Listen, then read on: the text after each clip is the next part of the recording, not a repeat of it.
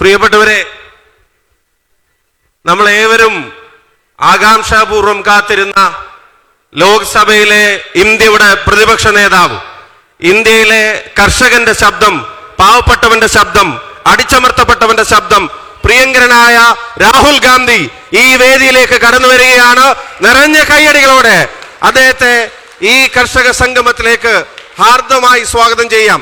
ഈ നാട്ടിലെ പ്രയാസം അനുഭവിക്കുന്ന ജനതയുടെ ആവശ്യങ്ങൾ ഭരണകൂടത്തിന്റെ മുമ്പിൽ അതീവ ധൈര്യത്തോടെ വിളിച്ചു പറയുന്ന, ഒരു കോർപ്പറേറ്റ് ശക്തികൾക്ക് മുമ്പിലും കർഷകൻ മുട്ടുമടക്കരുത് എന്ന വാശിയോടെ കർഷകന്റെ ശബ്ദമായി മാറുന്ന, ഏറ്റവും ഒടുവിൽ ഇന്തോ അമേരിക്ക കരാറിൽ കർഷകന് പ്രയാസം വരുമ്പോ രാജ്യത്തോട് അവർക്ക് പ്രയാസം ഉണ്ടാവരുത്, അത് ക്യാൻസൽ ചെയ്യണമെന്ന് ആർജവത്തോടെ പറയുന്ന പ്രിയങ്കരനായ രാഹുൽ ഗാന്ധിക്ക് ഈ വേദിയിലേക്ക് നിങ്ങളുടെ ഓരോരുത്തരുടെയും പേരിൽ ഹാർദമായ സ്വാഗതം ആശംസിക്കുകയാണ്. നിറഞ്ഞ കൈയടികളോടെ പ്രിയപ്പെട്ട രാഹുൽ ഗാന്ധിയെ ഈ വേദിയിലേക്ക് സ്വാഗതം ചെയ്യാം.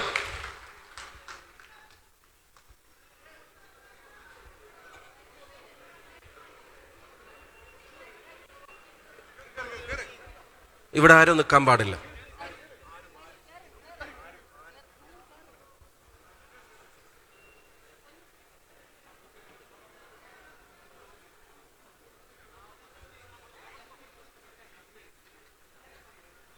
ഒരു നിമിഷത്തെ മൗന പ്രാർത്ഥനയോടെ യോഗ നടപടികൾ ആരംഭിക്കാം.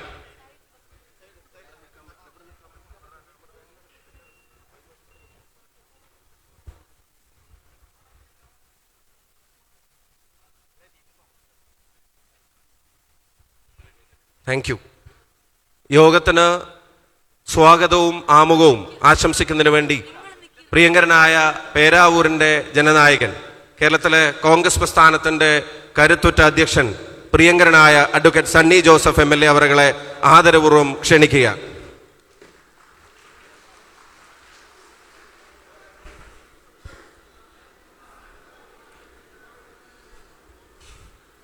നമ്മുടെ രാജ്യത്തിൻ്റെ ജനാധിപത്യ ശക്തികളുടെ ശ്രീ ഷാഫി പറമ്പിൽ MP, ശ്രീമതി ദീപാദാസ് മുൻഷി, പ്രിയപ്പെട്ട ശ്രീ സജു ജോസഫ് MLA, മറ്റ് സഹപ്രവർത്തകരായ നേതാക്കന്മാരെ, നല്ലവരായ കർഷക സുഹൃത്തുക്കളെ, ബഹുമാനപ്പെട്ട ഷാജി അച്ഛൻ ഉൾപ്പെടെയുള്ള വൈദികരെ, മാധ്യമ സുഹൃത്തുക്കളെ, പ്രിയമുള്ള സഹപ്രവർത്തകരെ, നമുക്കെല്ലാം വലിയ ആത്മവിശ്വാസം നൽകിക്കൊണ്ടാണ് നമ്മളുടെ ഇടയിലേക്ക് രാജ്യത്തിൻ്റെ, ലോകത്തിൻ്റെ പ്രിയങ്കരനായ രാഹുൽജി ഈ പേരാവൂരിൻ്റെ മണ്ണിലേക്ക്, തൊണ്ടിയിലേക്ക് ആദ്യമായിട്ട് എത്തിച്ചേരുന്നത്. അദ്ദേഹത്തെ നിങ്ങൾ ഓരോരുത്തരുടെയും പേരിൽ ഹൃദയത്തിൻ്റെ ഭാഷയിൽ സ്വാഗതം ചെയ്യുന്നതിൽ എനിക്കേറെ സന്തോഷമുണ്ട്. നമുക്കറിയാം ആരാണ് രാഹുൽ ഗാന്ധി. ഇന്ത്യയുടെ പ്രതിപക്ഷ നേതാവ് മാത്രമല്ല, നമ്മുടെ രാജ്യത്തിൻ്റെ പ്രഥമ പ്രധാനമന്ത്രി, രാഷ്ട്രശില്പി പണ്ഡിറ്റ് ജവഹർലാൽ നെഹ്റുവിൻ്റെ പരമ്പരയിൽ ജനിച്ചു വളർന്ന രാജ്യത്തിൻ്റെ പ്രതീക്ഷയാണ് രാഹുൽ ഗാന്ധി. നമുക്കറിയാം ഇന്ത്യയുടെ ഉരുക്ക് വനിതയായ പ്രധാനമന്ത്രിയായിരുന്ന ഇന്ദിരാഗാന്ധി, രാജ്യത്തിൻ്റെ ഐക്യത്തിന് വേണ്ടി ജീവൻ ബലി കൊടുത്ത ഇന്ദിരാ പ്രിയദർശിനിയുടെ ചെറുമകനാണ് നമ്മളുടെ ഇടയിലെത്തിയിട്ടുള്ള പ്രിയങ്കരനായ ബഹുമാന്യനായ രാഹുൽജി എന്ന് നമുക്കെല്ലാവർക്കും അറിയാം. ലോകത്തിൻ്റെ സമാധാനത്തിൻ്റെ ബലിക്കല്ലിൽ ജീവൻ ബലിയർപ്പിച്ച നാം ഏവരുടെയും പ്രിയങ്കരനായ ഈ തൊണ്ടിയിൽ രാജ്യവിജയുടെ നാമധേയത്തിൽ ഒരു ഓഫീസുണ്ട് എന്നത് അദ്ദേഹത്തെ കാണിച്ചു കൊടുക്കാൻ എനിക്കും KCക്കും വലിയ അഭിമാനമുണ്ടായി. ആ രാജ്യവിജയുടെ മകനാണ് പ്രിയങ്കരനായ രാഹുൽജി ഇന്ന് നമ്മുടെ നാട്ടിലെത്തിയിട്ടുള്ള നമ്മുടെ പ്രിയങ്കരനായ നേതാവ്. ഈ രാജ്യത്തിൻ്റെ പ്രധാനമന്ത്രി സ്ഥാനം തൻ്റെ കൈകളിൽ സുരക്ഷിതമായി എത്തിച്ചപ്പോൾ തനിക്ക് പ്രധാനമന്ത്രിയാകേണ്ട, രാജ്യത്തെ ജനങ്ങളെ സേവിച്ചാൽ മതി, സ്നേഹിച്ചാൽ മതി, അവർക്ക് വേണ്ടി സേവനം ചെയ്താൽ മതി എന്ന് പറഞ്ഞ ധീരയായ സോണിയാജിയുടെ പ്രിയങ്കരനായ പുത്രനാണ് രാഹുൽ ഗാന്ധി. ഇന്ന് നമ്മളുടെ പ്രതീക്ഷ. അദ്ദേഹത്തെ പേരാവൂരിൻ്റെ മണ്ണിലേക്ക് സ്വാഗതം ചെയ്യുന്നു. കർഷകരുടെ പ്രയാസങ്ങൾ, കാർഷിക മേഖലയുടെ ദുരിതങ്ങൾ അത് മനസ്സിലാക്കുന്നതിന് വേണ്ടിയാണ് രാഹുൽജി എത്തിയിട്ടുള്ളത്. നമ്മുടെ നാട് ഒരു കാർഷിക പ്രാധാന്യമുള്ള നാടാണ്. നമുക്കറിയാം കൃഷിക്കാര് അന്നം നൽകുന്നവരാണ്, രാജ്യത്തിൻ്റെ ഭക്ഷ്യധാന്യങ്ങൾ ഉൽപ്പാദിപ്പിക്കുന്നവരാണ്, മണ്ണിൽ പണിയെടുക്കുന്നവരാണ്, അധ്വാനിക്കുന്ന ജനവിഭാഗമാണ്. അതുപോലെ ധാന്യവിളകൾ ഉൽപ്പാദിപ്പിക്കുന്നവരാണ്. ആ കർഷകന്റെ കണ്ണീര് കാണാൻ ഇന്ത്യയുടെ പ്രതിപക്ഷ നേതാവ് നമ്മുടെ നാട്ടിലേക്ക് എത്തിയിരിക്കുകയാണ്. കർഷകൻ കടക്കണിയിൽ ആത്മഹത്യ ചെയ്യുന്ന സാഹചര്യമാണ്. വന്യമൃഗശല്യം അതിരൂക്ഷമാണ്. വില സാധനങ്ങൾക്കില്ല, നിത്യോപയോഗ സാധനങ്ങൾക്ക് വർദ്ധിച്ച വില, എന്നാൽ കാർഷിക വിളകൾക്ക് വിലയില്ല. പ്രകൃതി ദുരന്തത്തിൻ്റെ പ്രതിസന്ധികൾ നേരിടുന്നു. ആ പ്രയാസങ്ങളെല്ലാം നേരിട്ട് മനസ്സിലാക്കാൻ ഏറ്റവും അനുയോജ്യമായൊരു സ്ഥലമാണ് പേരാവൂര്. നമുക്കറിയാം, തൊണ്ടി കുടിയേറ്റ കർഷകരുടെ ഏറ്റവും ആദ്യം കാല് പതിഞ്ഞ പ്രദേശമാണ് തൊണ്ടിയിൽ. നമുക്കറിയാം, നമ്മുടെ കർഷക കാരണവന്മാർ മണ്ണിനെ സ്നേഹിച്ചുകൊണ്ട് കനകം വിളയുന്ന പ്രദേശമായി ഈ നാടിനെ മാറ്റിയ മലമ്പാമ്പിനോടും മലമ്പനിയോടും മല്ലടിച്ച് ഈ മലയോരത്തെ ഇന്നത്തെ മനോഹരമായ കാർഷിക ഭൂമിയാക്കി മാറ്റിയ മലയോര കർഷകന്റെ മണ്ണിലേക്ക് പ്രിയപ്പെട്ട രാഹുൽ ഗാന്ധിയെ നിങ്ങൾ ഓരോരുത്തരുടെയും പേരിൽ ആത്മാർത്ഥമായി ഹൃദയത്തിന്റെ ഭാഷയിൽ ഞാൻ സ്വാഗതം ചെയ്യുകയാണ്.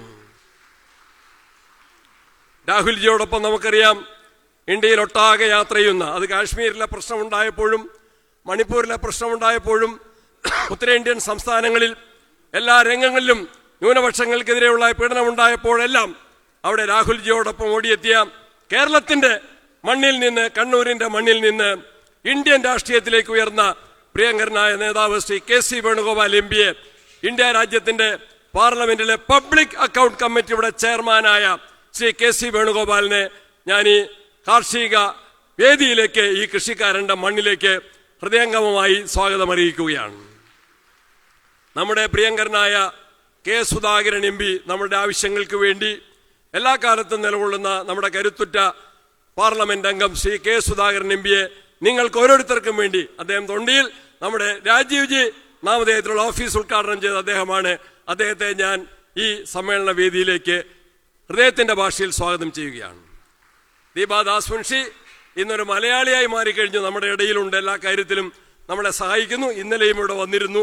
ദീപാജിയെ ഞാൻ ഈ സമ്മേളന വേദിയിലേക്ക് സ്വാഗതം ചെയ്യുകയാണ്. ഷാഫി പറമ്പിൽ, അദ്ദേഹം വടകരയുടെ മാത്രം MP അല്ല, അദ്ദേഹം കേരളത്തിന്റെ പൊതു സ്വത്താണ്. നമ്മളുടെ പ്രിയങ്കരനായ ഷാഫി പറമ്പിൽ ഈ പരിപാടി ആവിഷ്കരിക്കാൻ, ആലോചിക്കാൻ തന്നെ ഇവിടെ അദ്ദേഹം വന്നെത്തി. ഇന്നലെയുണ്ടായിരുന്നു. രാത്രിയിൽ ഉറക്കമൊഴിഞ്ഞ് എല്ലാവരുടെയും കൂടെ ഇതിന് നേതൃത്വം നൽകിയ പ്രിയങ്കരനായ ഷാഫി പറമ്പിൽ MPയെ ഞാൻ സ്വാഗതം ചെയ്യുന്നു.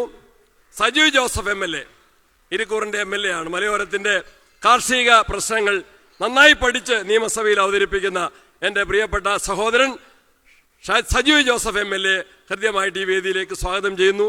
നമ്മുടെ പ്രിയപ്പെട്ട ഷാജി അച്ഛൻ ഈ പരിപാടി ആലോചിച്ചപ്പോൾ തന്നെ ഞങ്ങൾ ആലോചിച്ച്, എവിടെയാണ് കണ്ണൂർ ജില്ലയിൽ രാഹുൽജിക്ക് കൃഷിക്കാരെ കാണാൻ പറ്റിയൊരു സ്ഥലം എന്നാലോചിച്ചപ്പോൾ എൻ്റെ മനസ്സിലേക്ക്, ഞങ്ങളുടെ എല്ലാം മനസ്സിലേക്ക് മാർട്ടിൻ ജോർജ്, സജീവ് ജോസഫ് എല്ലാവരും ആലോചിച്ചപ്പോൾ ഒരേ ഒരു സ്ഥലമാണ് കണ്ടെത്തിയത്.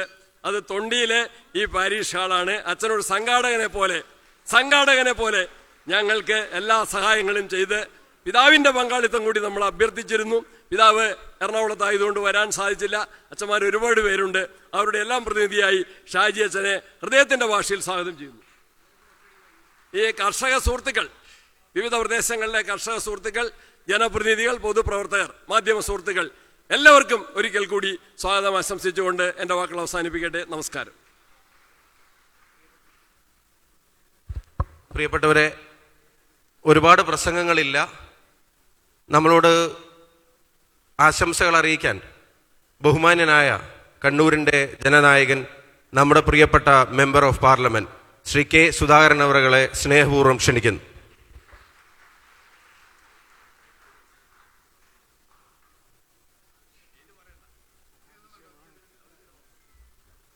പ്രിയ രാഹുൽജി, വേദിയിലെ മറ്റ് വിശിഷ്ടാതിഥികൾ, എൻ്റെ പ്രിയമുള്ള സഹോദരന്മാരെ, സുഹൃത്തുക്കളെ, നമുക്ക് അപൂർവമായി നമുക്ക് കിട്ടിയ നമ്മുടെ പ്രിയങ്കരനായ നേതാവ് ശ്രീ രാഹുൽജിയുടെ ഈ സാന്നിധ്യം നമ്മുടെയൊക്കെ മനസ്സിൻ്റെ അകത്തൊരു കുളിർമയുണ്ടാക്കിയിട്ടുണ്ട്.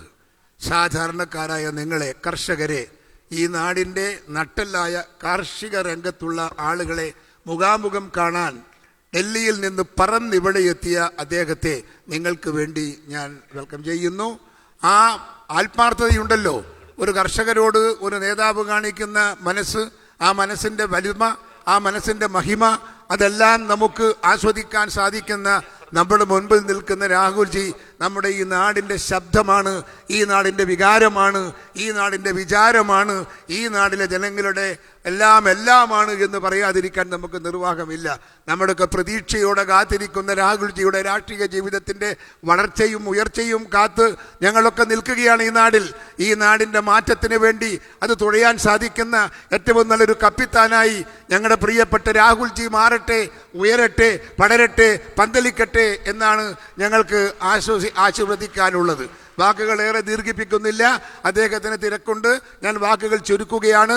ഈ നാടിൻ്റെ ശബ്ദമായി ഇന്ത്യയിലെ ഇന്ത്യൻ നാഷണൽ കോൺഗ്രസും അതിന് നേതൃത്വം കൊടുക്കുന്ന രാഹുൽജിയും നമ്മളോടൊപ്പം മാറട്ടെ എന്ന് ഞങ്ങൾ സ്നേഹപുരസരം ആവശ്യപ്പെട്ടുകൊണ്ട് അതിനു വേണ്ടിയുള്ള പ്രാർത്ഥനയുമായി അവരോടൊപ്പം ഒട്ടി നിൽക്കാൻ നമുക്ക് കിട്ടുന്ന ഈ അവസരങ്ങൾ ഞാനും നിങ്ങളും ഉപയോഗിക്കണം എന്ന് മാത്രം നിങ്ങളോട് ആവശ്യപ്പെട്ടുകൊണ്ട് ഞാൻ വാക്കുകൾ ചുരുക്കുന്നു.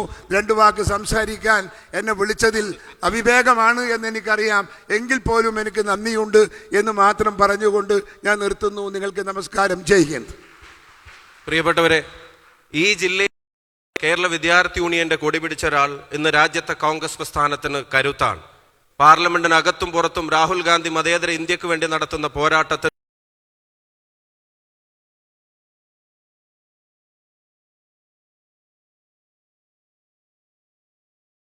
ഇരിക്കുമ്പോൾ കേരളത്തിന് വേണ്ടത് ചോദിച്ചു വാങ്ങാൻ കെൽപ്പുള്ള പ്രിയങ്കരനായ ശ്രീ KC വേണുഗോപാൽ, സംഘടനാ ചുമതലയുള്ള ജനറൽ സെക്രട്ടറി, അദ്ദേഹത്തെ ആദരപൂർവ്വം ഈ വേദിയിലേക്ക് ക്ഷണിക്കുന്നു. പ്രിയപ്പെട്ട രാഹുൽജി, PCC പ്രസിഡന്റ്, MP, വേദിയിലെ ബഹുമാന്യരെ, ഏറ്റവും ബഹുമാന്യരായിട്ടുള്ള സഹോദരന്മാരെ, ഇത് ഞങ്ങളെല്ലാം പ്രസംഗിക്കാൻ വേണ്ടിയിട്ടുള്ളൊരു വേദിയല്ല.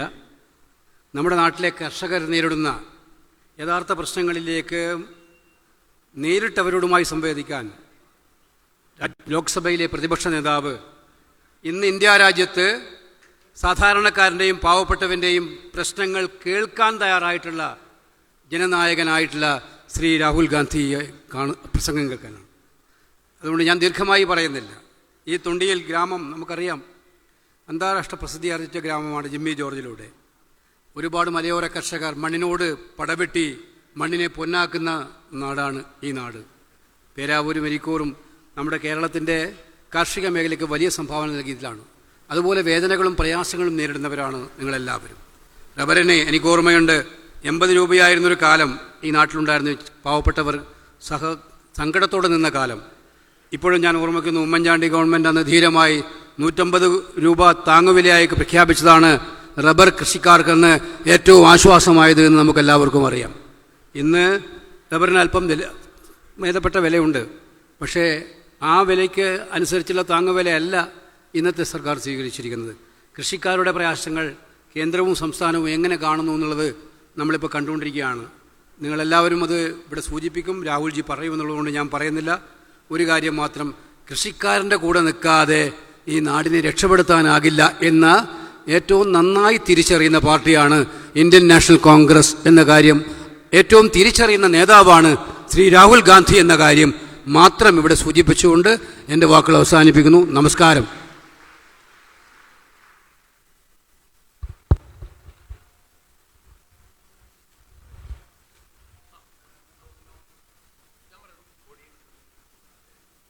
പ്രിയമുള്ളവരെ, നിരവധി ആളുകൾ കർഷകരുടെ പ്രയാസങ്ങൾ പങ്കുവെക്കുന്നതിന് വേണ്ടി ഇവിടെ എത്തിയിട്ടുണ്ട്. സമയത്തിൻ്റെ പരിമിതി മനസ്സിലാക്കി അവസരം ലഭിക്കുന്ന ആളുകൾ ചുരുങ്ങിയ വാക്കുകളിൽ കൃത്യമായിട്ട് കാര്യങ്ങൾ ചുരുങ്ങിയ വാക്കുകളിൽ സംസാരിക്കണം. മലയാളത്തിൽ പറയുന്ന കാര്യങ്ങൾ ഷാഫി പറമ്പിൽ MP പരിഭാഷപ്പെടുത്തി രാഹുൽ ഗാന്ധിക്ക് മനസ്സിലാകുന്ന രൂപത്തിൽ ആ കാര്യങ്ങൾ ട്രാൻസ്ലേറ്റ് ചെയ്യുന്നതാണ്. ചുരുങ്ങിയ വാക്കുകളിൽ സംസാരിക്കാം. പ്രിയപ്പെട്ടവരെ, stating their issues, Rahulji, they will be. പ്രിയപ്പെട്ടവരെ, ഒരു പ്രയാസകരമായ അനുഭവമായിട്ടാണ് പ്രിയപ്പെട്ട ലൈസാമ ഏലിയാസ് AV അമ്പാട്ടിൻ്റെ ഭാര്യ ഈ വേദിയിലേക്ക് കടന്നു വന്നിട്ടുള്ളത്. അവർക്ക് സംസാരിക്കാൻ കഴിയില്ല എന്ന് അറിയിച്ചിട്ടുണ്ട്. എന്നാലും രാഹുൽ ഗാന്ധിക്ക് ഒരു നിവേദനം അവർ കയ്യിൽ കരുതിയിട്ടുണ്ട്. ഒരു വാക്ക് അവർ പറയും. എൻ്റെ പേര് ലൈസാമ ഏലിയാസ്. എനിക്ക് പറയാനുള്ളത് പേപ്പറിലാക്കിയിട്ടുണ്ട്, അത് അങ്ങോട്ട് കൊടുക്കുന്നു. എനിക്ക് പറയാനുള്ളത് ഒരു പേപ്പറിലാക്കിയിട്ടുണ്ട്, അത് അങ്ങോട്ട് കൊടുക്കുന്നു.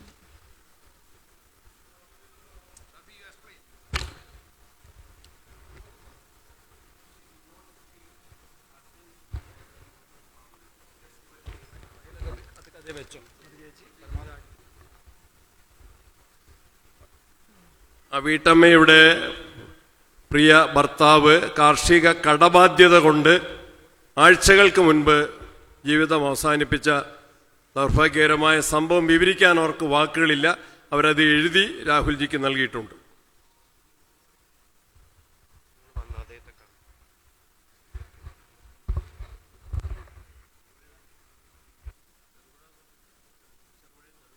നമുക്കറിയാം, ഈ കഴിഞ്ഞ ആഴ്ചയിൽ ചെറുപുഴയിലുണ്ടായ ദാരുണമായ സംഭവത്തിലാണ് കാർഷിക അവാർഡ് ലഭിച്ചൊരു വ്യക്തിയാണ്.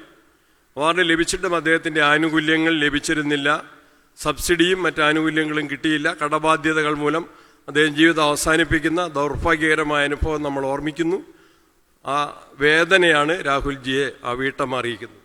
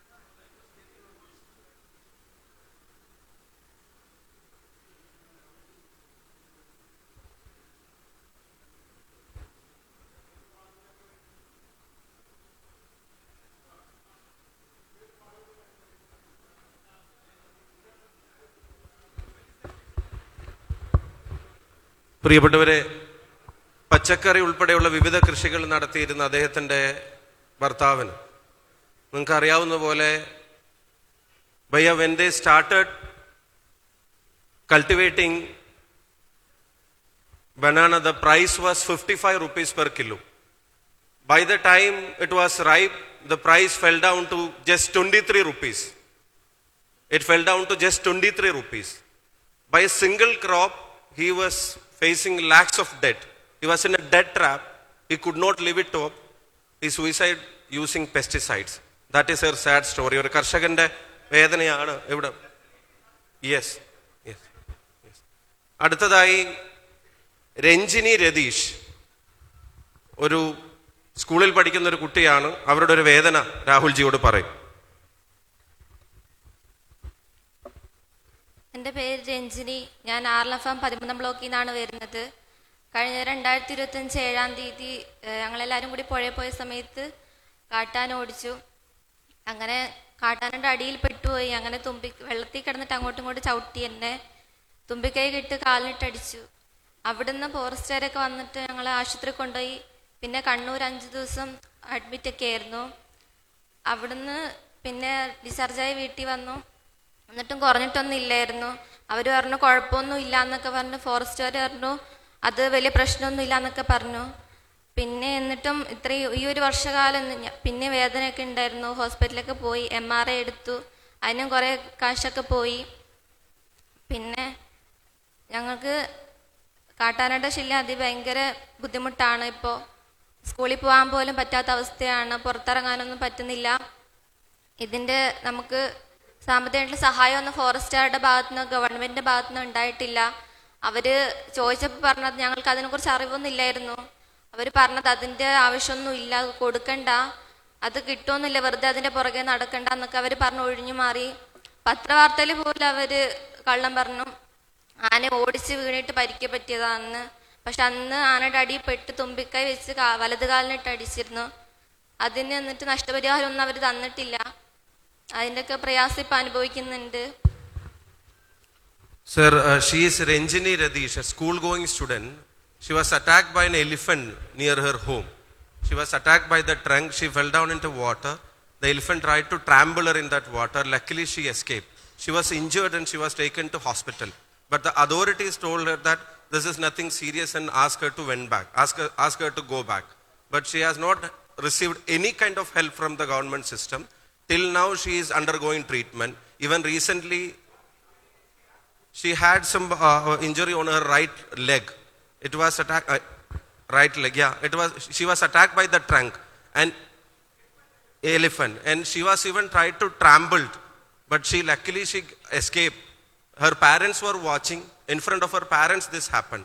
Till this date, no treatment support has been given by the government.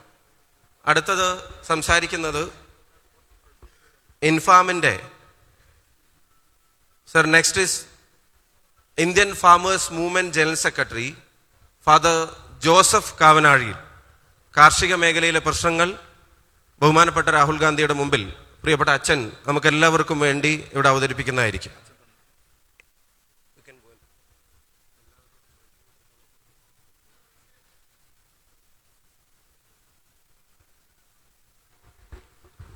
Rahulji and വേദിയിലിരിക്കുന്നവരെ, ഇവിടെ ഞാൻ കേരളത്തിലെ പ്രത്യേകിച്ച് മലയോര മേഖലയിലെ കർഷകർ നേരിട്ടുകൊണ്ടിരിക്കുന്ന പ്രധാനപ്പെട്ട പ്രതിസന്ധികളെ പറ്റിയാണ്. ഇവിടെ ഇരിക്കുന്ന എല്ലാവർക്കും ആ പ്രതിസന്ധികൾ അറിയാമെന്നാണ് ഞാൻ പ്രതീക്ഷിക്കുന്നത്. ഒപ്പം തന്നെ നമ്മുടെ നേതാക്കന്മാർക്കും അറിയാവുന്നതാണ്. അതുകൊണ്ട് ചുരുങ്ങിയ വാക്കുകളിൽ 6 പോയിന്റുകളാണ് അങ്ങയുടെ മുമ്പിലൂടെ അവതരിപ്പിക്കുക. ഒന്നാമതായിട്ട് വന്യമൃഗശല്യം ഇവിടെ സൂചിപ്പിക്കുകയുണ്ടായി. വന്യമൃഗശല്യം നമ്മുടെ ആന, അതുപോലെ പന്നി, കുരങ്ങ് തുടങ്ങിയവ ഇവിടുത്തെ കർഷകർ ഉൽപ്പാദിപ്പിച്ചു കഴിയുമ്പോൾ അത് കർഷകരുടെ സ്ഥലങ്ങളിൽ കയറി നശിപ്പിക്കുന്ന ഒരു കാര്യമാണ്. അതുപോലെ തന്നെ ഈ കഴിഞ്ഞ 5 വർഷത്തിനുള്ളിൽ 285ഓളം കർഷകരുടെ ജീവനാണ് വന്യമൃഗത്തിൻ്റെ ആക്രമണത്തിൽ പൊലിയുവാനായിട്ട് കാരണമായത്. രണ്ടാമതായിട്ട് നഷ്ടപരിഹാരമാണ്. ഇതിനുള്ള നഷ്ടപരിഹാരത്തെ പറ്റിയാണ്.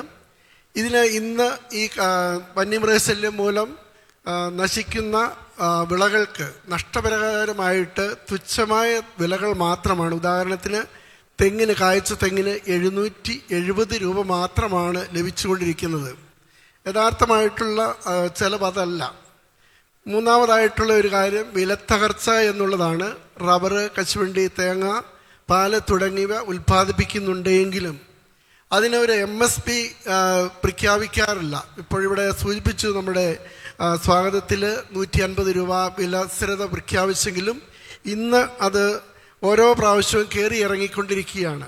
അപ്പോൾ ഈ ഗവൺമെൻറ്, UDF ഗവൺമെൻറ് കടന്നു വരുമ്പോൾ 300 രൂപയെങ്കിലും തറവില പ്രഖ്യാപിക്കാൻ സാധിക്കുമോ എന്നുള്ളതാണ് പിന്നീടുള്ള ചോദ്യം. പിന്നെ ഈ മലയോര മേഖലയിൽ നമുക്കറിയാവുന്ന പോലെ ഒരു ശീതീകരണ സംഭരണശാല ഇല്ല എന്നുള്ളതാണ്. ഹാർവെസ്റ്റ് സീസൺ ആകുമ്പോൾ ഇവിടെയുള്ള പഴവർഗ്ഗങ്ങളൊക്കെ നശിച്ചു പോവുകയാണ് ചെയ്യുന്നത്. യഥാർത്ഥത്തിൽ അത് സംഭരിച്ച് ശീതീകരിച്ച് വെക്കുകയാണെങ്കിൽ കർഷകർക്ക് അത് ഏറ്റവും വലിയ ഉപകാരപ്രദമായിരിക്കും. അതുകൊണ്ട് ഒരു സംഭരണശാല ഇവിടെ ഉണ്ടാകണമെന്നാണ് അഭ്യർത്ഥിക്കാനുള്ളത്. അഞ്ചാമതായിട്ട് കർഷക പെൻഷനാണ്. എല്ലാ മേഖലയിലുമുള്ള ജനങ്ങൾക്ക് അവർക്ക് വാർദ്ധക്യത്തിൽ ജീവിക്കാനുള്ള ഒരു പെൻഷൻ ലഭിക്കുന്നുണ്ടെങ്കിലും ഇവിടെ കർഷകരെ സംബന്ധിച്ചിടത്തോളം 60 വയസ്സൊക്കെ ആയിക്കഴിയുമ്പോൾ അവർക്ക് മക്കളെ ആശ്രയിക്കേണ്ടി വരുന്നു. അതുപോലെ തന്നെ അവർക്ക് തുച്ഛമായ 2000 രൂപയൊക്കെയുള്ള ആ പെൻഷൻ കൊണ്ട് ജീവിതത്തെ മുന്നോട്ട് കൊണ്ടുപോകാൻ സാധിക്കുന്നില്ല. അതുകൊണ്ട് ഒരു 10,000 രൂപയെങ്കിലും കർഷക പെൻഷൻ വർദ്ധിപ്പിക്കുവാൻ സാധിക്കുമോ എന്നുള്ളതാണ് ഒരു കാര്യം. അവസാനമായിട്ട് കർഷകർക്ക് ലോൺ അനുവദിക്കുന്നതിനെ പറ്റിയാണ്. സാധാരണക്കാർക്ക് ലഭിക്കുന്നത് പോലെ കർഷകർക്ക് ഈ വലിയൊരു തുകയ്ക്കുള്ള ലോൺ അനുവദിച്ചു കഴിഞ്ഞാൽ അത് അവർക്ക് തിരിച്ചടയ്ക്കാൻ സാധിക്കാതെ വരുന്നുണ്ട്. കർഷകർക്ക് പ്രത്യേകമായി പരിഗണന നൽകിക്കൊണ്ട് 3% പലിശയിൽ കാർഷിക വൃത്തി തുടങ്ങുവാനായിട്ടും കൃഷി ഇറക്കുവാനായിട്ടും ഒപ്പം തന്നെ കർഷകരുടെ മക്കൾക്ക് വിദ്യാഭ്യാസത്തിന് ലോൺ നൽകുവാനും അവർക്ക് വീട് നിർമ്മാണത്തിനും 3% പലിശയ്ക്ക് നൽകുവാൻ സാധിക്കുമോ? അവസാനമായി ഒരു കാര്യം കൂടി സൂചിപ്പിക്കാനുള്ളത്, പലപ്പോഴും ഈ മലയോര മേഖലയിൽ നിന്നും ഇതുപോലെയുള്ള കാര്യങ്ങളിലേക്ക് ഗവൺമെൻറ് തലത്തിലേക്ക് അല്ലെ മന്ത്രിതലങ്ങളിലേക്കൊക്കെ രൂപീകരിക്കുമ്പോൾ മലയോര മേഖലയിൽ നിന്നുള്ള ജനപ്രതിനിധികളെ മന്ത്രിമാരാക്കിക്കൊണ്ട് ഈ മലയോര മേഖലയ്ക്ക് ഉപകാരപ്രദമാക്കാനായിട്ട് സാധിക്കും. ഈ പറഞ്ഞ കാര്യങ്ങൾ അടുത്ത UDF ഗവൺമെൻറ് ഭരണത്തിൽ വരികയാണെങ്കിൽ നമുക്ക് ചെയ്തു തരാൻ സാധിക്കുമോ എന്നാണ് ചോദിക്കുന്നത്. Sir, we have an English copy of his petition. This is mainly regarding the difficulties faced by high range area. His last request was, coming to the last point first, whenever UDF comes to power, he is requesting for a minister from high range area so that he could understand all difficulties if UDF comes to power, and he will address it. Next thing is there hilly areas. So the major issue is wildlife menace, human-animal conflict. They are losing their lives, plus all their crops are destructed when it is time for ripe. No professional approach is being done to counter this issue. Next thing is about the compensation. If ever the crops are destroyed, not enough compensation they are getting. Even they are not getting the cost of production. They are facing losses every year after year because of this wildlife menace. And whenever price crash happens, there is no MSP. Even for rubber, coconut or any other product, there is no MSP. So if the prices crashes in the market, the farmer alone it is his fate to face that. And he is asking for food processing facilities. There is no cold storage facilities in local areas. If ever they get something right, they can't store it. They is just destroyed because no processing units, no cold storage units. Next is pension. They are requesting and demanding 10,000 rupee pension for farmers because they hard work they toil for all these years, and when they turn 60, when they physically get ill, they are forced to depend their children for their livelihood. Next one is loan for farmers, low interest loans. They are setting, corporates are getting big loans but not farmers. These issues they have written it in English. I'll hand over this to you. Thank you, Father. അടുത്തതൊരു ക്ഷീര കർഷകയാണ്, പേര് തന്നിരിക്കുന്നത് അമൃത കേളകം. മുമ്പോട്ട് കടന്നു വരും. അമൃത കേളകം ഇങ്ങോട്ട് മുമ്പോട്ട് കടന്നു വരും. മോനോ.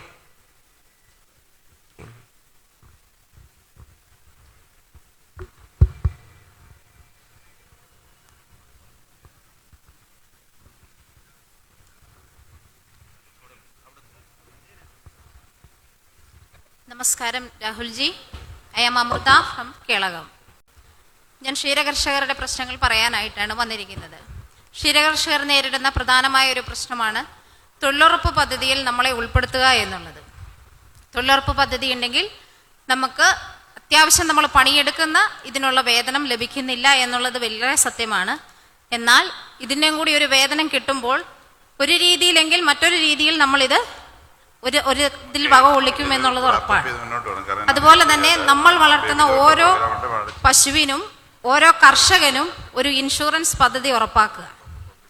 അതുപോലെ തന്നെ ഞങ്ങൾ അളക്കുന്ന 12 മാസവും ഞങ്ങൾ അളക്കുന്ന പാലിന് എല്ലാ ദിവസവും 2 രൂപയെങ്കിൽ 2 രൂപ, 3 രൂപയെങ്കിൽ 3 രൂപ അത് സബ്സിഡി ആയിട്ട് കർഷകരുടെ അക്കൗണ്ടിലേക്ക് നേരിട്ട് നൽകുക. അതുപോലെ പുല്ലിനും കാലിത്തീറ്റയ്ക്കും സബ്സിഡികൾ അനുവദിക്കുക. ഫാം നടത്തുന്ന കർഷകർക്ക് ധാരാളം കറണ്ട് ചാർജ് വളരെ കൂടുതലാണ് ഈടാക്കുന്നത് KSEB. അത് കാർഷിക താരിഫിലേക്ക് മാറ്റി അതിലേക്ക് മാറ്റിത്തരാനുള്ള ഇതിലേക്ക് മാറ്റുക.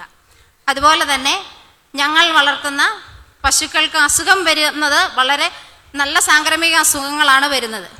ആ അസുഖത്തിൽ ഒരു സൗജന്യ ചികിത്സ ഞങ്ങൾക്ക് കർഷകന് അനുവദിച്ച് നൽകുക. അതുപോലെ ഒരു ആംബുലൻസ് ക്ഷീരകർഷകർക്കായി അവരുടെ ഉരുക്കളെ കൊണ്ടുപോകാൻ ഒരു ആംബുലൻസ് അനുവദിക്കുകയാണെങ്കിൽ നല്ലതായിരുന്നു. Sir, she's a dairy farmer. They used to get up 3:30 in the morning and start their work at 4 a.m. till 6:40 they do the hard work. And their primary request is, if ever their job is been included in Manrega, they strongly believe that that will be good for Manrega also, and that will be good for their survival also. If their labor can be included as a Manrega work, they say that will be a great support for them, because they can do the hard work, they will earn something from that job also, plus they will get the profit. So that is the major issue regarding dairy farmers. Then they ask for ambulance facility, they ask for pension, they ask for these facilities when pandemic diseases occur. There is no treatment facility and there is no treatment help also given to their cows. So when some difficulties come, they are all alone. No one is there to help. Enough support also is being not given. Subsidy for their cattle feeds also is not being given. Such are their issues. She is a dairy farmer, Amrita.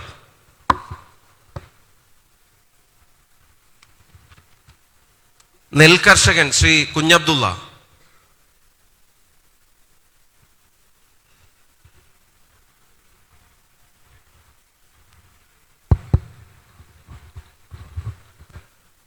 ബഹുമാനപ്പെട്ട രാഹുൽജി, ഷാഫി പറമ്പിൽ എല്ലാവരും അഭിനന്ദിക്കുന്നു. ഞാൻ ചെരടത്തൂർ ചിറയിൽ നിന്ന് കൃഷിക്കാരനാണ്.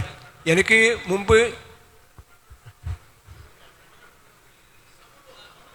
8 വർഷത്തോളം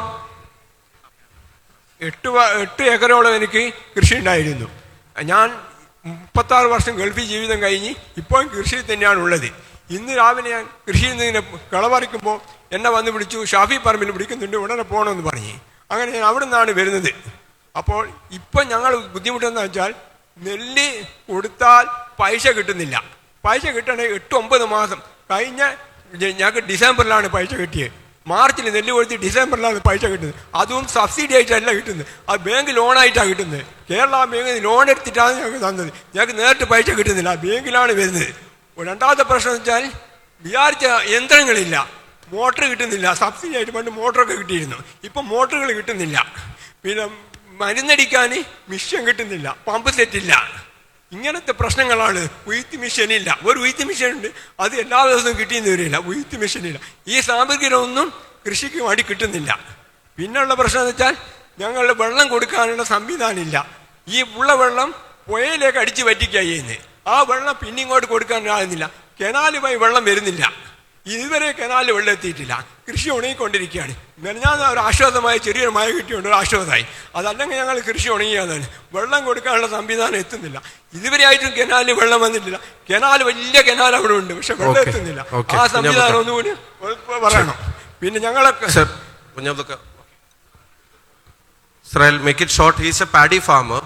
Whenever the government procure their product, they are getting the price only after 8 or 9 months.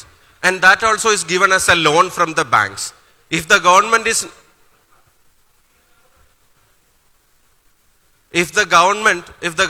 is not paying the loan on time, their rating is being reduced. They are not getting the price for 8 to 9 months. And there is no cost of production analysis being done, no MSP being done. They are not getting even pump set. Irrigation facilities are weakened. So they are feeling that to continue in this area, it is getting very tough, and no youngsters are coming this way. So they have all those issues. Paddy farmers across Kerala is facing this issue. Crores of rupees is pending. They never get their money on time.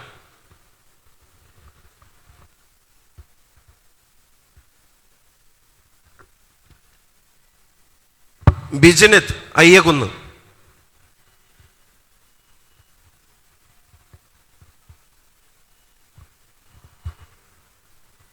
കശുവണ്ടി കർഷകനാണ്. ഒരു മൈക്കുണ്ട്.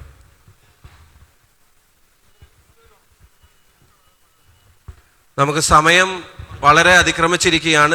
ചുരുങ്ങിയ വാക്കുകളിൽ പറഞ്ഞാൽ 1-2 പേരെ കൂടെ കേൾക്കാനുള്ള സമയം നമുക്കുള്ളൂ.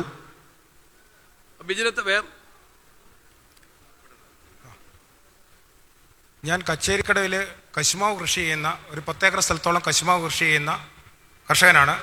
എനിക്ക് 2024-25 ഇന്ത്യ ഗവൺമെൻറ്റിലെ ഏറ്റവും നല്ല കശുവണ്ടി കർഷകനുള്ള അവാർഡ് ലഭിച്ചിട്ടുണ്ട്. പിന്നെ എനിക്ക് പറയാനുള്ളത്, ഇരിട്ടി മേഖലയിൽ ഏറ്റവും നല്ല കശുവണ്ടി ഉൽപ്പാദിപ്പിക്കുന്ന സ്ഥലമാണ് ഇരിട്ടി മേഖല. ആ ഇരിട്ടി മേഖലയിൽ ഏറ്റവും നല്ലത് എന്ന് പറയാൻ കാരണം, സാധാരണ സ്ഥലത്ത് 25 മുതൽ 28% വരെ പരിപ്പാണ് കിട്ടുന്നത്. പക്ഷേ ഇരിട്ടി മേഖലയിലെ കശുവണ്ടിക്ക് 33% പരിപ്പ് കിട്ടുന്നുണ്ട്. ആ കശുമാവ് കൃഷി അവസാനിച്ചു പോകുന്ന അവസ്ഥയാണ്. കർഷകന് ആ കശുമാവ് കൃഷി തുടർന്ന് പോകാൻ പറ്റാത്ത അവസ്ഥയാണ്. കാരണം ഒന്നാമത്തെ കാരണം അതിന് വില സ്ഥിരതയില്ലായ്മയാണ്.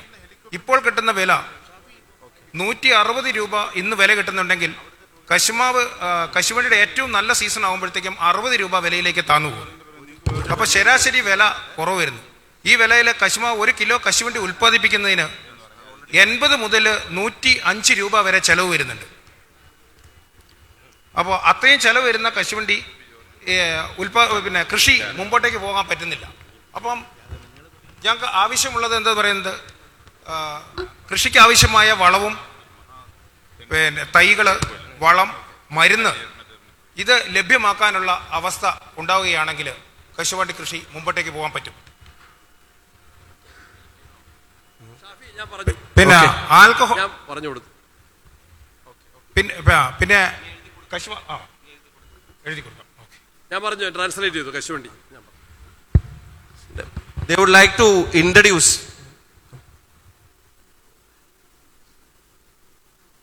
Sir, this is Ambarish. He is having Down syndrome. He is not well, but he is in his homeland.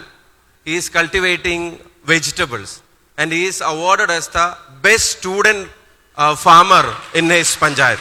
He would just like to meet you on the stage. He is Ambarish, though he is facing Down syndrome. He is a hard worker, and he has been rewarded as the best student farmer in his locality.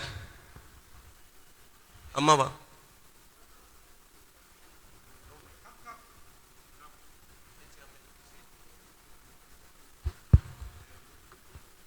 Down syndrome ബാധിച്ച അംബരീഷ് ഒരു ദിവസം വെറുതെ ഒരു ഉപകരണം എടുത്തിട്ട് കളക്കുന്നത് കണ്ടിട്ട് അവിടെയുള്ള ഒരു ചെടിയുടെ തൈ എടുത്തിട്ട് അവിടെ കുത്തിവിടുന്ന കണ്ടിട്ട് അച്ഛൻ എന്താന്ന് ചോദിച്ചപ്പോൾ ഞാൻ കൃഷി ചെയ്യാണെന്ന് പറഞ്ഞു.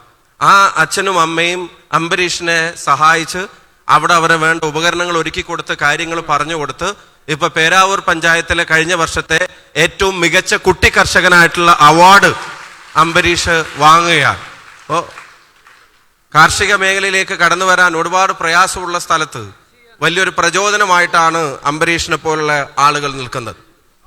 ഇവിടെ വന്യമൃഗശല്യത്തെ പറ്റി പ്രിയപ്പെട്ട ശ്രീ തോമസ് വെട്ടത്ത് ഉൾപ്പെടെ ഒരുപാട് ആളുകൾ പരാതികൾ നൽകിയിട്ടുണ്ട്. കശുമാവിനെ സംബന്ധിച്ച് നൽകിയിട്ടുണ്ട്, തെങ്ങിനെ സംബന്ധിച്ച് ഉൾപ്പെടെ നൽകിയിട്ടുണ്ട്, വാഴയും പച്ചക്കറിയും ഉൾപ്പെടെയുള്ള കാര്യങ്ങളിലെ പ്രശ്നങ്ങൾ. അതുപോലെ തന്നെ ഭൂമിയുടെ വിനിയോഗവുമായി ബന്ധപ്പെട്ട ആദിവാസി ഭൂമിയും മറ്റു വിനിയോഗവുമായി ബന്ധപ്പെട്ട പരാതികൾ നിരവധി പേർ ഇവിടെ തന്നിട്ടുണ്ട്. പ്രിയപ്പെട്ട ശ്രീ ജോണി കൊട്ടുപള്ളി മുളയുമായി ബന്ധപ്പെട്ട ഒരു നിവേദനം തന്നിട്ടുണ്ട്. അപ്പോൾ അവരുൾപ്പെടെയുള്ള ആളുകൾക്ക്, അതുപോലെ തന്നെ ഷാജു എടശ്ശേരി ഊതുമായി ബന്ധപ്പെട്ട കാര്യങ്ങൾ, ഈ നിവേദനങ്ങളെല്ലാം രാഹുൽ ഗാന്ധിയുമായി സംസാരിക്കും. അദ്ദേഹത്തിന് നിവേദനങ്ങളായി കൊടുത്ത് അടുത്ത സർക്കാർ സംവിധാനത്തിന് മുമ്പിൽ ഈ കാര്യങ്ങൾ ഉന്നയിക്കാനുള്ള നിർബന്ധമായ ഇടപെടലുകൾ ഉണ്ടാകും. പ്രിയപ്പെട്ട രതീഷ് കെ ആറളം ഫാമിൽ ആനശല്യം, വന്യമൃഗശല്യത്തിന്റെ പേരിൽ ജീവൻ ബലിയർപ്പിക്കേണ്ടി വന്നവരുടെ വേദന പങ്കുവെക്കാൻ ഇവിടെ വന്നിട്ടുണ്ട്. പ്രിയപ്പെട്ട ശ്രീ ജോണി തോമസ്, അതുപോലെ വനാവകാശ നിയമത്തെ സംബന്ധിച്ച് ശ്രീ റോയ് പൗലോസ് ഉൾപ്പെടെയുള്ള ആളുകൾ, ഒരുപാട് ആളുകൾ ഇവിടെ നിവേദനങ്ങൾ നൽകിയിട്ടുണ്ട്, കാര്യങ്ങൾ പറയാൻ വന്നു ചേർന്നിട്ടുണ്ട്. സമയത്തിന്റെ കുറവ് മൂലം കൂടുതൽ ആളുകൾക്ക് സംസാരിക്കാൻ കഴിയാത്ത ഒരു സാഹചര്യമാണ്. പ്രിയപ്പെട്ട കെൻ കാർബൺ ക്രെഡിറ്റിനെ സംബന്ധിച്ചുള്ള നിവേദനങ്ങൾ നൽകിയിട്ടുണ്ട്. ഒരുപാട് നിവേദനങ്ങളുണ്ട്, ഒരുപാട് ആവശ്യങ്ങൾ മുന്നോട്ട് വെക്കുന്നുണ്ട്. ആരെങ്കിലും എഴുതി കൊടുത്തിട്ടുണ്ടെങ്കിൽ ശ്രീ ജസ്റ്റിൻ ഉൾപ്പെടെയുള്ള ആളുകൾ എഴുതി കൊണ്ടുവന്നിട്ടുണ്ട്, ശ്രീ സത്യൻ മുഴക്കുന്ന് ഉൾപ്പെടെയുള്ള ആളുകൾ ഉണ്ട്. പക്ഷെ സമയക്കുറവ് മൂലം നമുക്കത് മുഴുവൻ അവതരിപ്പിക്കാൻ കഴിയാത്ത സാഹചര്യമാണ്. അപ്പം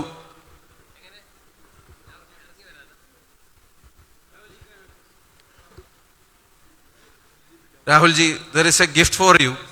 This is a bamboo farmer. Bamboo farmer presenting. He says there is huge potential for this thing in Kerala. It stops soil erosion, it stops landslides, but there is no professional approach for. അടുത്തതായി നമ്മളെ അഭിസംബോധന ചെയ്യുന്നതിന് വേണ്ടി നമ്മളെ കേട്ട കർഷകരുടെ ഇന്ത്യയുടെ ശബ്ദം, പ്രിയങ്കരനായ ഇന്ത്യയുടെ പ്രതിപക്ഷ നേതാവ് ശ്രീ രാഹുൽ ഗാന്ധി അവരെ ആദരപൂർവ്വം ഈ വേദിയിലേക്ക് ക്ഷണിക്കുകയാണ്.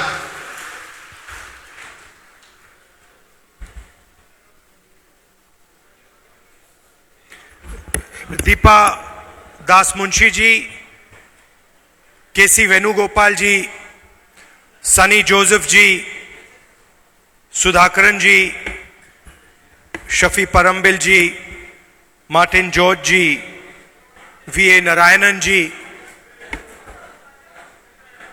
चंद्रन तिलेकेरी जी, Soni Sebastian ji, Karim ji, PT Matthew ji, Father Matthew Tekamai ji, dear brothers and sisters, I'd like to welcome all of you here today. അധ്യക്ഷവേദിയിലെ ബഹുമാന്യരായ നേതാക്കന്മാരെ, എനിക്ക് ഏറ്റവും പ്രിയപ്പെട്ട എൻ്റെ സഹോദരി സഹോദരന്മാരെ, നിങ്ങളെല്ലാവരെയും വളരെ സ്നേഹത്തോടെ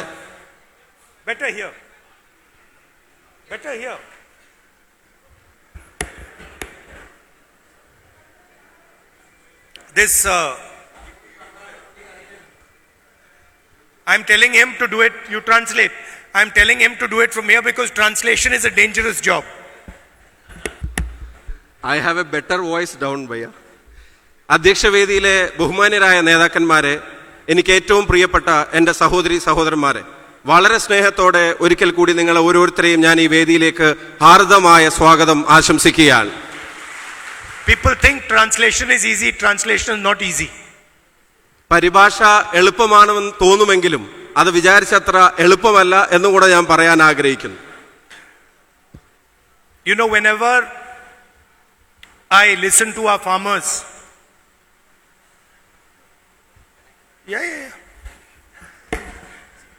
whenever I listen to our farmers, and this is across the country, they have always got complaints, always facing difficulties. ഞാൻ ഈ രാജ്യത്തുടനീളം സഞ്ചരിക്കുമ്പോൾ കർഷകരെ കാണുമ്പോൾ എപ്പോഴും അവരെ കേൾക്കുമ്പോൾ അവർക്ക് പറയാൻ ഒരുപാട് പരാതികൾ ഉണ്ടാവാറുണ്ട്, അവർക്ക് പറയാൻ ഒരുപാട് പ്രയാസങ്ങൾ ഉണ്ടാവാറുണ്ട്. Today when you were speaking, I was thinking about agriculture in India.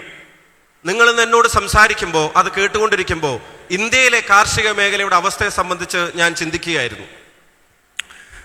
You were talking about man-animal conflict. Young lady over there got attacked by an elephant. നിങ്ങൾ വന്യമൃഗശല്യത്തെ സംബന്ധിച്ച് സംസാരിച്ചു. ഒരു കുഞ്ഞു പെൺകുട്ടി അവർക്ക് തന്നെ നേരിടേണ്ടി വന്ന ആനയുടെ അക്രമത്തെ സംബന്ധിച്ച് നമ്മളോട് വിവരിച്ചു. You were talking about food storage. നിങ്ങൾക്ക് ഇവിടെ ഉൽപ്പന്നങ്ങൾ സംഭരിക്കാനുള്ള അവകാശങ്ങൾ അതല്ലെങ്കിൽ സൗകര്യങ്ങളില്ലാത്തതിനെ സംബന്ധിച്ച് ഇവിടെ പറഞ്ഞു. The fact that you do not have cold storage facilities. അതിന് ശീതീകരിച്ച സംവിധാനങ്ങൾ ഒന്നും തന്നെ ഒരുക്കാൻ ഇവിടെ സംവിധാനങ്ങൾക്ക് കഴിയുന്നില്ല. Talking about not receiving the minimum price for your goods. കഷ്ടപ്പെട്ടുണ്ടാക്കുന്ന ഉൽപ്പന്നങ്ങൾക്ക്, പഴവർഗ്ഗങ്ങൾക്ക്, പച്ചക്കറികൾക്ക് മിനിമം സപ്പോർട്ട് പ്രൈസ്, നിങ്ങൾക്ക് താങ്ങുവില പോലും ലഭിക്കുന്നില്ല. And while you were speaking, I was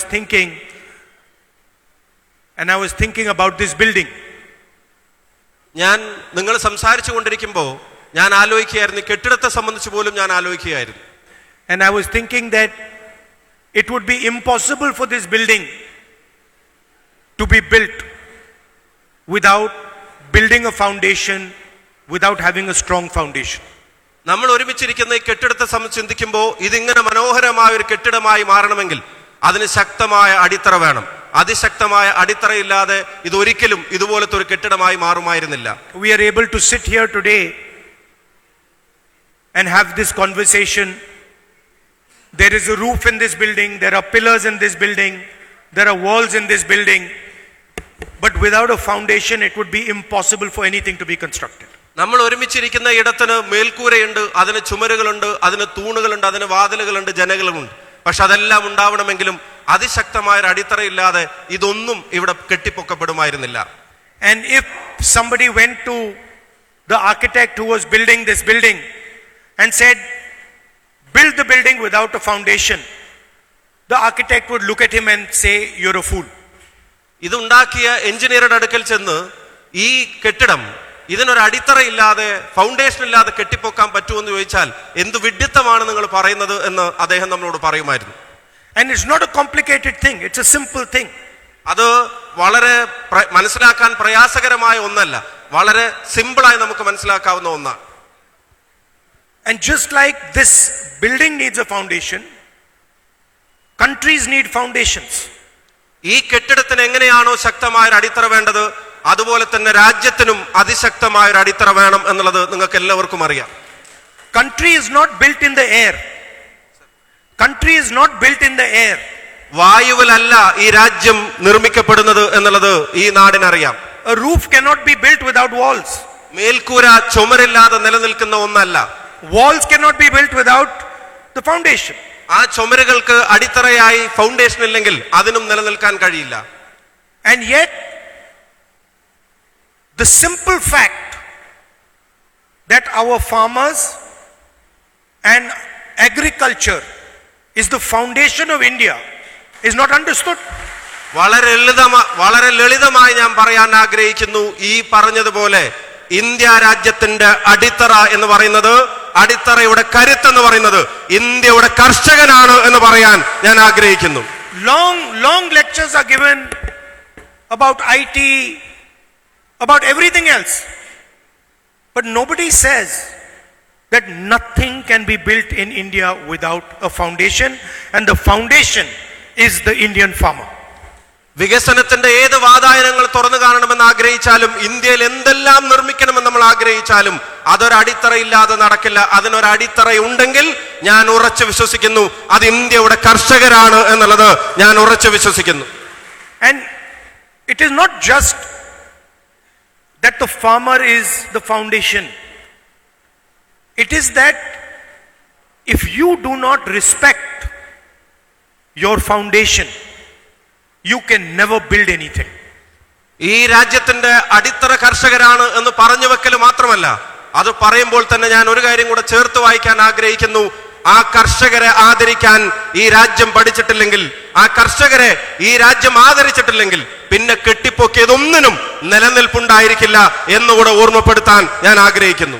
And if there is one problem in our country, it is that the person who produces the foundation, the person who gives his entire life to build the foundation of our country, does not have any respect and any protection.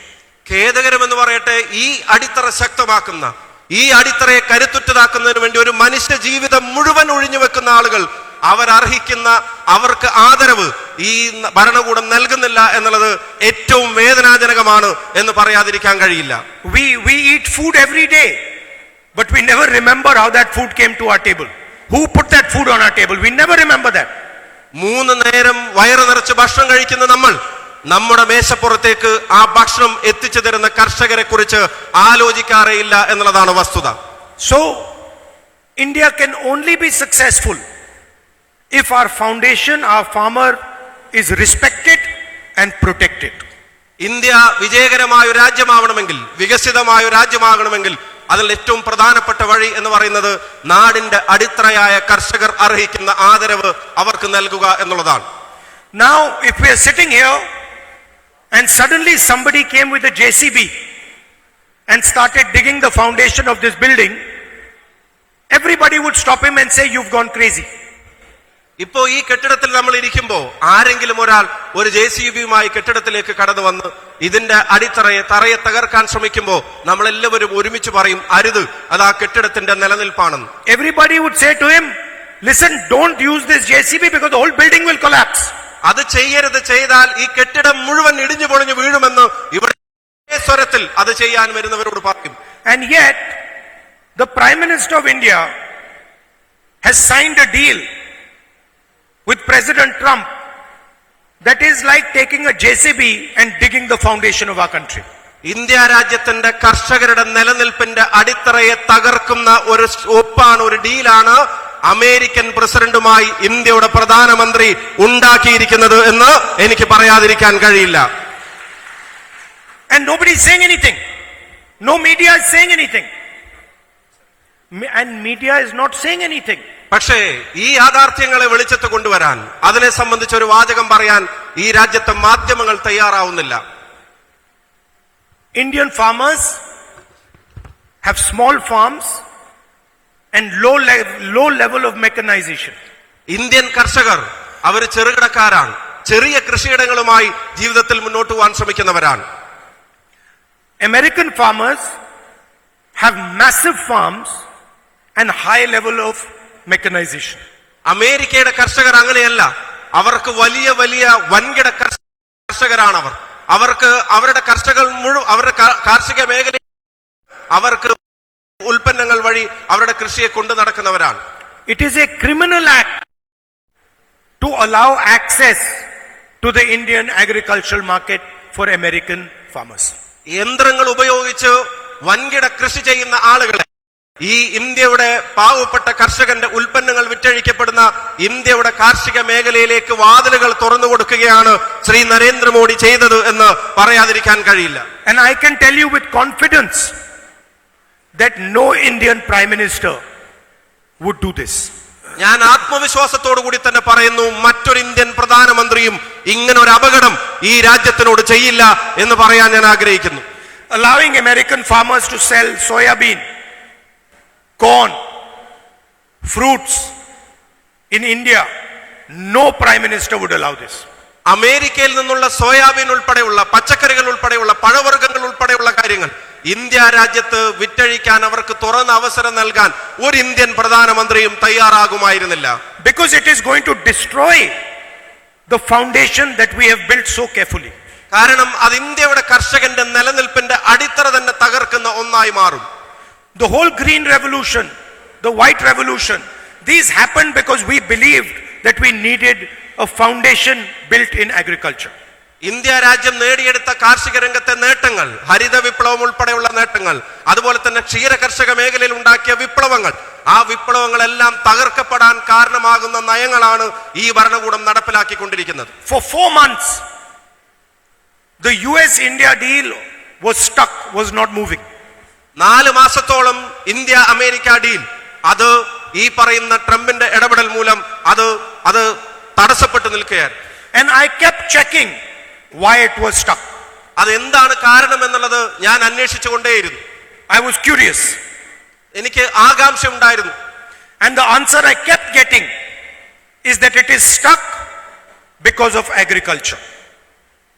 അത് തടസ്സപ്പെട്ടു നിൽക്കുന്നതിന്റെ ഏറ്റവും പ്രധാനപ്പെട്ട കാരണം അത് കാർഷിക മേഖല തന്നെയായിരുന്നു. Indian government does not want to open Indian agriculture to American companies.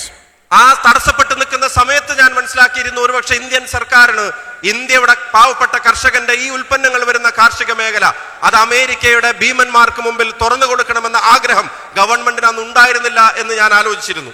I checked this with multiple times with different people in government. ഞാൻ നിരവധി തവണ നിരവധി ആളുകളോട് ഇതേ സംബന്ധിച്ച് അന്വേഷിച്ചു കൊണ്ടേയിരുന്നു. അവരിൽ നിന്നെല്ലാം കിട്ടിയ ഉത്തരം അത്തരത്തിലുള്ളതായിരുന്നു. Nothing was moving. അത് അനങ്ങുന്നുണ്ടായിരുന്നില്ല, അതിന് അനക്കമുണ്ടായിരുന്നില്ല. President Trump was threatening the Prime Minister. അപ്പോഴാണ് ഈ രാജ്യത്തെ പ്രധാനമന്ത്രിയെ അമേരിക്കയുടെ പ്രസിഡന്റ് ഭീഷണിപ്പെടുത്തുന്നത് നമ്മൾ കാണേണ്ടി വന്നത്. Then in the President's address, I started giving my speech. In the President's address in Parliament, I started giving my speech. അപ്പോഴാണ് പാർലമെന്റ് സമ്മേളനം ആരംഭിക്കുന്നത്. ഈ അനക്കമില്ലാതിരുന്ന സമയത്ത് പ്രധാനമന്ത്രിയെ ഭീഷണിപ്പെടുത്തുന്ന സാഹചര്യങ്ങൾ വന്നപ്പോ പാർലമെന്റിൽ ഞാൻ പ്രസംഗിക്കാനായി ആഗ്രഹിച്ചു. They did not let me speak. പക്ഷേ രാജ്യത്തിന്റെ പ്രതിപക്ഷ നേതാവായിട്ട് പോലും എന്നെ അവിടെ പ്രസംഗിക്കാൻ അനുവദിക്കുന്നുണ്ടായിരുന്നില്ല. Amit Shah got up. Prime Minister didn't allow me to speak. All the ministers were standing. Speaker stopped me again and again and again. ഞാൻ സംസാരിക്കാൻ എഴുന്നേറ്റ് നിന്നപ്പോ ഭരണപക്ഷ ബെഞ്ചുകളിൽ നിന്ന് പ്രധാനമന്ത്രിയും വേണ്ടപ്പെട്ടവരും എഴുന്നേറ്റ് നിന്ന് തടസ്സപ്പെടുത്താൻ ആരംഭിച്ചു. അമിത്ഷാ ഉൾപ്പെടെയുള്ള ആളുകൾ, കേന്ദ്രമന്ത്രിമാർ നിരവധി തവണ ഒരു തടസ്സവാദം ഉന്നയിച്ചു. അതുമാത്രമല്ല, സ്പീക്കർ, രാജ്യത്തിന്റെ ജനാധിപത്യ അവകാശങ്ങൾ പാർലമെന്റിൽ സംരക്ഷിക്കാൻ ബാധ്യസ്ഥതയുള്ള സ്പീക്കർ, അദ്ദേഹം തന്നെ നേരിട്ട് നിരവധി തവണ എന്റെ പ്രസംഗം തടസ്സപ്പെടുത്താൻ ശ്രമിച്ചു. For the first time in India's history, leader of opposition was not allowed to speak in the president's address. Never happened before. ഇന്ത്യയുടെ ചരിത്രത്തിൽ ആദ്യമായി, ഇന്ത്യൻ പാർലമെന്റിന്റെ നടപടിക്രമങ്ങളുടെ ചരിത്രത്തിൽ ആദ്യമായി ഇന്ത്യയുടെ പ്രതിപക്ഷ നേതാവ് ഇന്ത്യൻ പ്രസിഡന്റിന്റെ പ്രസംഗത്തിന് മറുപടി പറയുന്ന കാര്യത്തിലുള്ള തടസ്സം നേരിടേണ്ടി വരുന്നത് ആദ്യത്തെ അനുഭവമായിരുന്നു. Why were they stopping me? Because they knew I was going to speak about the 2 issues that have trapped the Prime Minister of India. എന്നെ തടസ്സപ്പെടുന്നതിന്റെ കാരണം എന്താണ് എന്നുള്ളത് എനിക്ക് വ്യക്തമായിട്ട് അറിയാം. കാരണം ഞാൻ സംസാരിക്കാൻ എഴുന്നേറ്റാൽ അതീവ ഗുരുതരമായ ഗൗരവതരമായ 2 കാര്യങ്ങൾ ഇന്ത്യയുടെ പ്രധാനമന്ത്രിയുടെ മുഖത്ത് നോക്കി പറയാൻ ഞാൻ തയ്യാറായിരുന്നു. The first is 3.5 million Epstein files that have not yet been released.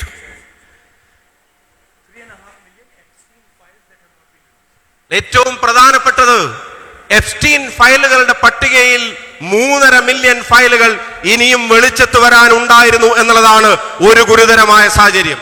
Please understand, there are 3.5 million files which are still held secret by the US government. These files have information about the Prime Minister of India. 3.5 million secret files, രഹസ്യമായ ഫയലുകൾ Epstein ഫയലുകളുടെ ഭാഗമായിട്ടുണ്ടെങ്കിൽ അതിനെ ഭയപ്പെടുന്നതിന്റെ കാരണം അതിന്റെ വിശദാംശങ്ങളിലേക്ക് കടന്നാൽ അതിൽ ഇന്ത്യയുടെ പ്രധാനമന്ത്രിയുടെ പേരും ഉണ്ടായിരിക്കുമെന്ന ഭയമാണ് അവരെ ഭയപ്പെടുത്തിയിരുന്നത്. The information that has been released on Mr. Hardeep Puri and on Mr. Anil Ambani is targeted at the Prime Minister of India.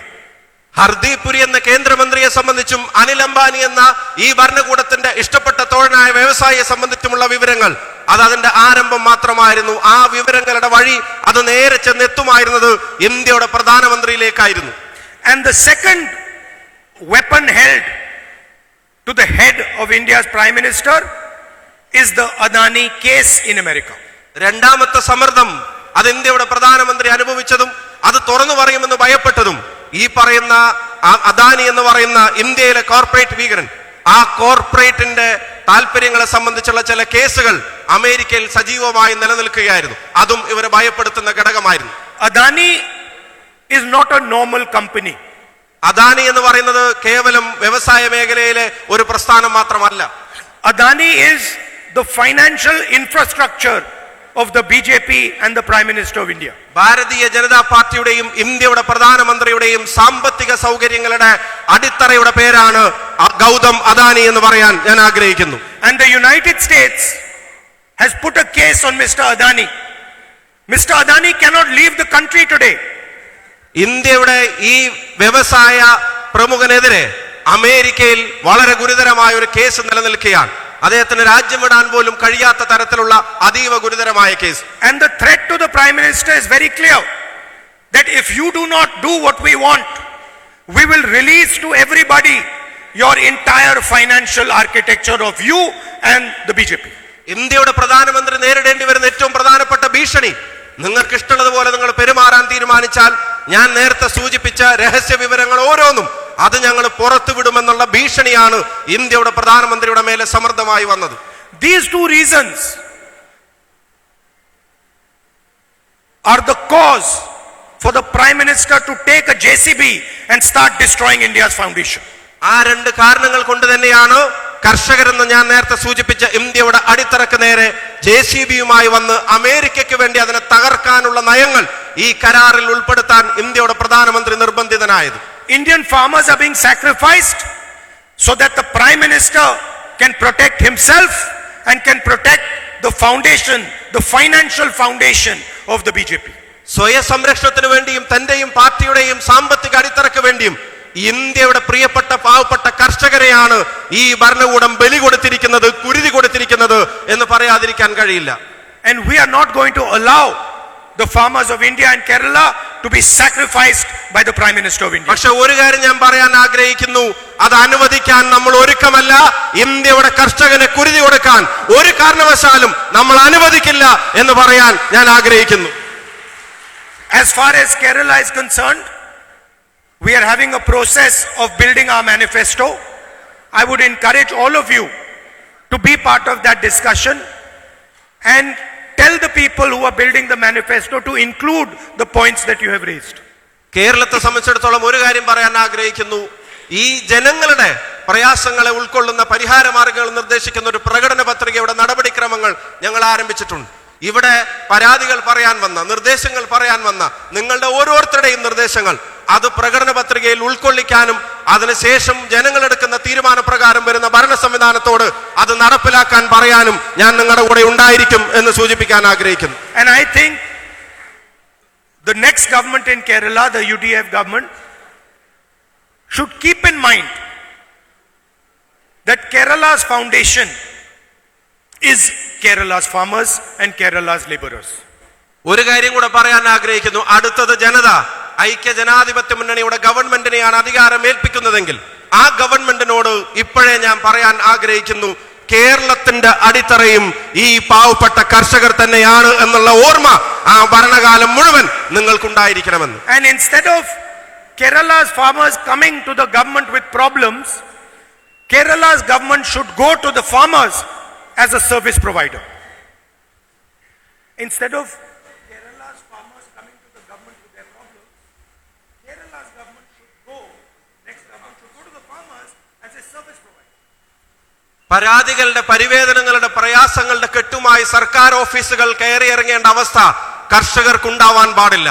അടുത്ത UDF ഗവൺമെന്റിനോട് ഞാൻ പറയുന്നു, അവർക്കുള്ള സേവനത്തിന്റെ പട്ടികയുമായി അവരെ ചെന്ന് കാണാൻ ഇവിടുത്തെ സർക്കാർ സംവിധാനങ്ങൾ തയ്യാറാവുന്ന സാഹചര്യം അതിവിടെ സൃഷ്ടിക്കപ്പെടണമെന്ന് അടുത്ത ഗവൺമെന്റിനോട് ഞാൻ ആവശ്യപ്പെടും. What the farmers need is not very complicated. അവരുടെ ആവശ്യങ്ങൾ അത് ലളിതമാണ്. They need protection on price. അവർക്ക് വില, അവരുടെ ഉൽപ്പന്നങ്ങൾക്ക് താങ്ങുവില ഉണ്ടായിരിക്കണം. Minimum support price. അവർക്ക് മിനിമം താങ്ങുവില അവരുടെ ഉൽപ്പന്നങ്ങൾക്ക് ഉണ്ടായിരിക്കണം. They need a cold chain and storage facilities. അവർക്ക് അവരുടെ ഉൽപ്പന്നങ്ങളെ സൂക്ഷിക്കാനും സംഭരിക്കാനും അത് പ്രോസസ് ചെയ്യാനും കഴിയാവുന്ന തരത്തിലുള്ള സൗകര്യങ്ങൾ ഉണ്ടായിരിക്കണം. And they need protection in difficult times. Protection in difficult times. അത് പ്രയാസകരമായ സാഹചര്യങ്ങൾ ഉണ്ടാകുമ്പോൾ അവിടെ സംരക്ഷണ കവചമായി ഒരു സർക്കാർ പ്രവർത്തിക്കണം. So, thank you very much for inviting me here. Thank you very much for inviting me here. And the final thing which I'd like to leave you with, I've been a member of Parliament of Kerala of Wayanad. ഇവിടെ വന്നതിന് ഒരുപാട് നന്ദി. അവസാനമായി ഒരു കാര്യം കൂടെ പറയാൻ ആഗ്രഹിക്കുന്നു. എനിക്ക് ഈ മനോഹരമായ നാടിന്റെ ജനപ്രതിനിധിയാവാനുള്ള അവസരം ലഭിച്ചിട്ടുള്ള ഭാഗ്യം ലഭിച്ചിട്ടുള്ള ഒരാളാണ് ഞാൻ. And I have seen with my own eyes the tragedy of man-animal conflict. എന്റെ കണ്ടുകൊണ്ട് എന്റെ മുമ്പിൽ വന്ന നേരിൽ വന്ന യാഥാർത്ഥ്യങ്ങളെ ഞാൻ അനുഭവിച്ചിട്ടുണ്ട്. ഈ വന്യമൃഗ ശല്യത്തിന്റെ പേരിലുണ്ടാവുന്ന ദുരന്തങ്ങൾ അത് നേരിട്ട് കണ്ടിട്ടുള്ള ഒരാളാണ് ഞാൻ. This is a complicated problem, everybody understands. ഇത് വളരെ ഗുരുതരമായ ഒരു സാഹചര്യമാണ് എന്നുള്ളത് എല്ലാവരും മനസ്സിലാക്കുന്നുണ്ട്. The next government is going to look at this problem with sensitivity and with a technological mindset. ഈ പ്രശ്നത്തെ വളരെ ഗൗരവത്തോടു കൂടി നോക്കിക്കാണാൻ അടുത്ത ഗവൺമെന്റിനോട് നമ്മൾ ആവശ്യപ്പെടും. അതിന് പരിഹാരം ഉണ്ടാക്കാനുള്ള നിർദ്ദേശങ്ങളിലേക്ക് കടക്കണം. അതിന് സാങ്കേതിക വിദ്യയുടെ ഉപയോഗം എത്രത്തോളം ആവശ്യമാണോ അതിന്റെ പരമാവധി ഉപയോഗത്തോടെ വന്യമൃഗ ശല്യത്തിൽ നിന്ന് കേരളത്തിലെ ജനതയെ മോചിപ്പിക്കാനുള്ള നടപടികൾ അടുത്ത ഗവൺമെന്റിന്റെ ഭാഗമായി ഉണ്ടാവണമെന്ന് ഞാൻ ആഗ്രഹിക്കുന്നു. And we are going to put together the best people to come out with a solution for this problem. ഞാൻ പറയാൻ ആഗ്രഹിക്കുന്നു, ലോകത്തെവിടെയാണെങ്കിലും ഇതിന് കൃത്യമായ പരിഹാര നിർദ്ദേശങ്ങൾ നൽകാൻ ആർക്കാണോ കഴിയുന്നത് അവരുടെ സേവനം അടുത്ത ഗവൺമെന്റ് ഉപയോഗിച്ചിരിക്കും എന്ന വാക്കും ഉറപ്പും നിങ്ങൾക്ക് നൽകാൻ ആഗ്രഹിക്കുന്നു. We will try our best to reduce this problem as much as possible. മനുഷ്യ സാധ്യമായതിന്റെ അങ്ങേ അറ്റം ഈ പ്രശ്നം പരിഹരിക്കപ്പെടുന്ന കാര്യത്തിൽ ചെയ്തു തീർക്കാനുള്ള എല്ലാ ശ്രമങ്ങളും നമ്മുടെ ഭാഗത്തുണ്ടാവും. Thank you very much. നിങ്ങൾക്ക് എല്ലാവർക്കും ഒരുപാട് നന്ദി, സന്തോഷം. Thank you. പ്രിയമുള്ളവരെ, രാഹുൽജിയുടെ വാക്കുകൾ നമുക്ക് ആശ്വാസം പകരുന്നതാണ്. നിരവധി പേര് വന്നിട്ടുണ്ട് പരാതികളുമായിട്ട്. 400 kV ലൈൻകാരുടെ പ്രശ്നമുണ്ട്, ആന തട്ടിയ വിനോദുണ്ട്. അവരുടെ പരാതികളെല്ലാം നേരിട്ട് നൽകാൻ കഴിയാത്തവർ MP-യുടെ ഓഫീസിലോ MLA-മാർ 2 പേരുടെ ഉണ്ട്, ഞങ്ങളുടെ ഓഫീസുകളിലോ എത്തിച്ചാൽ ഞങ്ങളത് ഇവിടെ നിന്നും കളക്ട് ചെയ്ത് രാഹുൽജിയുടെ ഓഫീസിൽ എത്തിച്ച് അദ്ദേഹത്തിൻ്റെ ശ്രദ്ധയിൽപ്പെടുത്തുമെന്ന കാര്യം അറിയിക്കുന്നു. എല്ലാവർക്കും വേണ്ടി ഒരിക്കൽ കൂടി രാഹുൽ ഗാന്ധിജിക്ക്, നമ്മുടെ പ്രിയങ്കരനായ പ്രതിപക്ഷ നേതാവിന്, രാജ്യത്തിൻ്റെ പ്രതീക്ഷയായ രാഹുൽജിക്കും മറ്റ് നേതാക്കന്മാർക്കും ഒരിക്കൽ കൂടി നിങ്ങളെവരുടെയും പേരിൽ നന്ദി പറയുന്നു. ഈ ചടങ്ങ് അവസാനിപ്പിക്കുന്നു.